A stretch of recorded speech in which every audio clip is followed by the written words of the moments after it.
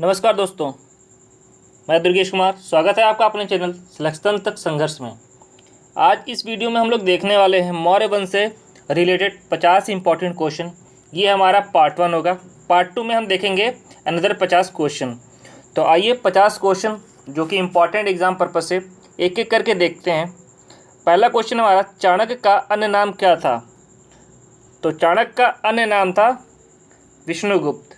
Answer number 20 का हो जाएगा। आइए ताबड़तोड़ हम लोग फटाफट इसका क्वेश्चन को आंसर करते हैं।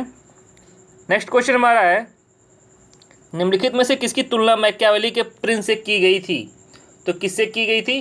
कौटिल्य का अर्थशास्त्र, यानी कि कौटिल्य जो थे जिन्होंने अर्थशास्त्र लिखा था, उनको मैकियावेली से तुलना उनकी की गई थी। ऑप्शन नंबर 20 का हो जाएगा करेक्ट आंसर।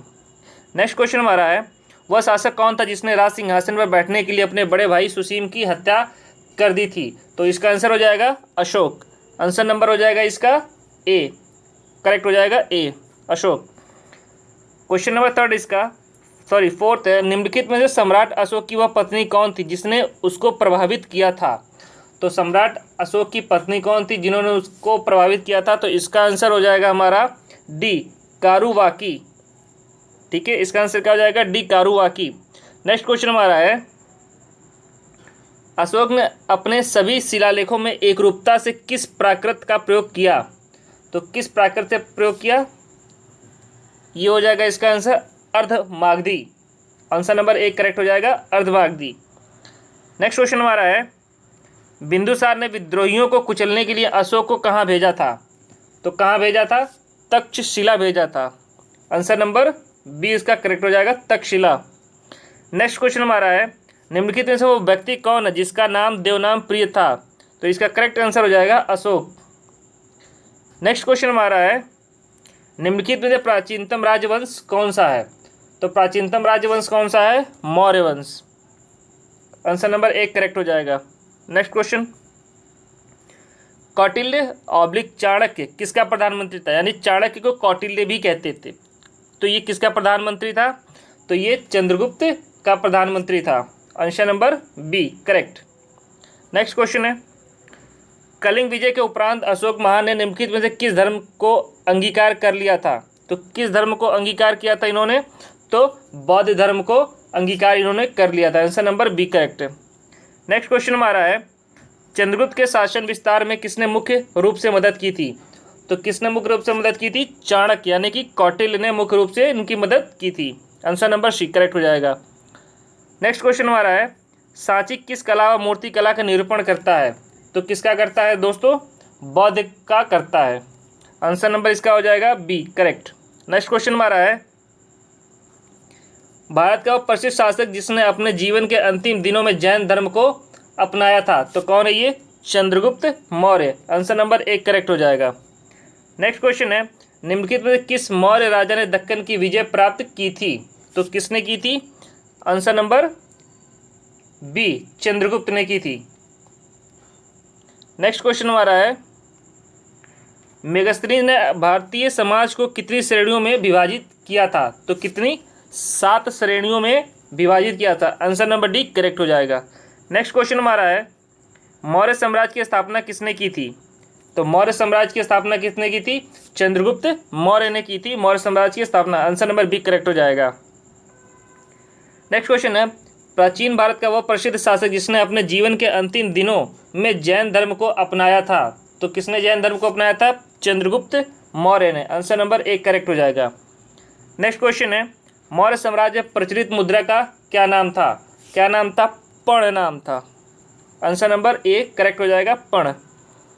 नेक्स्ट क्वेश्चन हमारा है, निम्नलिखित में से कौन मौर्य वंश का शासक नहीं है? तो कौन मौर्य वंश का शासक नहीं है? इसका आंसर करेक्ट हो जाएगा अजातशत्रु मौर्य वंश का शासक नहीं है। नेक्स्ट क्वेश्चन है, निम्नलिखित में से अशोक का उत्तराधिकारी कौन था? तो अशोक का उत्तराधिकारी कौन था? कुणाल था। आंसर नंबर 1 करेक्ट हो जाएगा। नेक्स्ट क्वेश्चन हमारा है 21, मुद्रा राक्षस का लेखक निम्न में से कौन है? तो इसका लेखक कौन है? विशाखदत्त है। आंसर नंबर बी करेक्ट हो जाएगा। नेक्स्ट क्वेश्चन है, विशाखदत्त के प्राचीन भारतीय नाटक मुद्रा राक्षस की विषय वस्तु है। तो विषय वस्तु इसकी क्या है? चंद्रगुप्त मौर्य के समय में राज दरबार की दुर्विसंधियों के बारे में। तो क्या है? चंद्रगुप्त मौर्य के समय में राज दरबार की दुर्विसंधियों के बारे में, यानी कि करेक्ट आंसर इसका हो जाएगा डी। ये देखिए आंसर नंबर डी करेक्ट इसका हो जाएगा। नेक्स्ट क्वेश्चन हमारा है, मालवा, गुजरात एवं सौराष्ट्र किस शासक ने पहली बार जीते थे? तो कौन? चंद्रगुप्त मौर्य ने पहली बार जीते थे। आंसर नंबर डी इसका करेक्ट हो जाएगा। नेक्स्ट क्वेश्चन है, किसने सहिष्णुता, उदारता और करुणा के त्रिविध आधार पर राजवंश की स्थापना की थी? तो किसने की थी? अशोक ने की थी। ठीक है, आंसर नंबर एक करेक्ट हो जाएगा। नेक्स्ट क्वेश्चन है, निम्नलिखित किस शहर में अशोक के शिलालेख नहीं है? तो किस शहर में अशोक के शिलालेख नहीं है?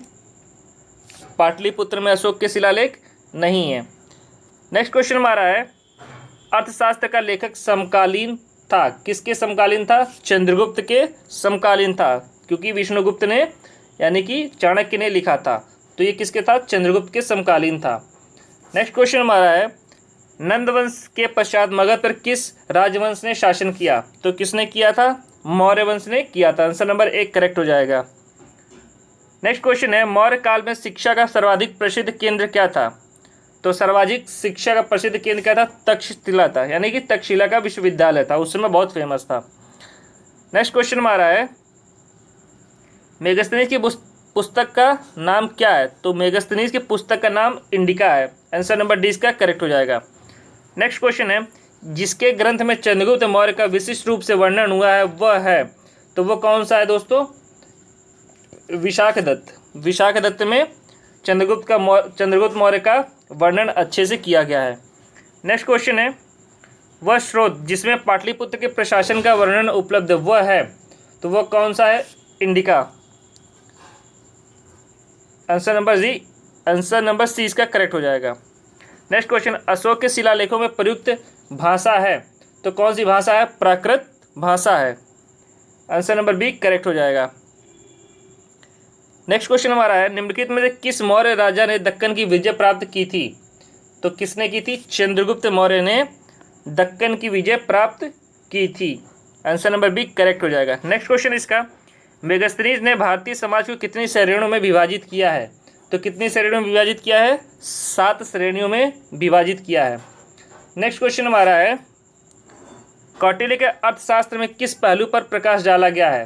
तो राजनीतिक पहलू पर प्रकाश डाला गया है, क्योंकि आप लोग जानते हैं कौटिल्य यानी कि चाणक्य जो थे वो राजनीति की पराकाष्ठा उनको कहा जाता है, राजनीति में बहुत माहिर थे। नेक्स्ट क्वेश्चन हमारा है, निम्नलिखित में से कौन सा क्षेत्र अशोक के साम्राज्य में सम्मिलित नहीं है? तो कौन सा अशोक के साम्राज्य में सम्मिलित नहीं है? श्रीलंका नहीं है। आंसर नंबर सी इसका करेक्ट हो जाएगा।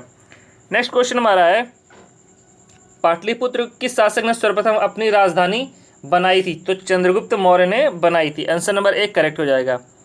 नेक्स्ट क्वेश्चन है, पाटलिपुत्र में स्थित चंद्रगुप्त का महल मुख्यतः बना था, तो किससे बना था? लकड़ी का बना था। आंसर नंबर सी इसका करेक्ट हो जाएगा, लकड़ी का। नेक्स्ट क्वेश्चन है, बराबर यानी कि जहानाबाद जिला की गुफाओं का उपयोग किसने आश्रय गृह के रूप में किया था? तो किसने किया था? आजीविकों ने। आंसर नंबर ए हो जाएगा, आजीविकों ने किया था आश्रय गृह के रूप में उपयोग किसका? जहानाबाद की गुफाओं का। नेक्स्ट क्वेश्चन हमारा है 39, किस अभिलेख से यह साबित होता है कि चंद्रगुप्त का प्रभाव पश्चिम भारत तक फैला हुआ था? तो ये किससे होता है? हमारा रुद्रमन का जूनागढ़ अभिलेख। किससे? रुद्रगढ़ का जूनागढ़ अभिलेख। आंसर नंबर सी इसका करेक्ट हो जाएगा।